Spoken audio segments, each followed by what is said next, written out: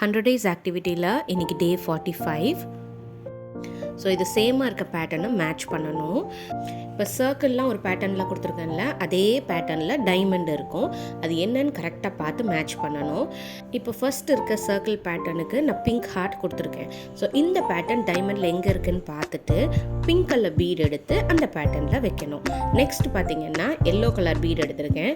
இந்த பேட்டர்ன் டைமண்டில் எங்கே இருக்குதுன்னு பார்க்கணும். பார்த்துட்டு இதில் எல்லோ கலர் பீட் வைக்கணும். இதே மாதிரி கலர்ஸ் மேட்ச் பண்ணணும். நார்மலாக மேட்ச் பண்ணால் குழந்தைங்களுக்கு அவ்வளோ இன்ட்ரெஸ்டிங்காக இருக்காது. இது நம்ம கொஞ்சம் திங்க் பண்ணி பண்ணுற மாதிரி இருக்கும். ஸோ அதனால் கொஞ்சம் இன்ட்ரெஸ்டிங்காக விளையாடுவாங்க.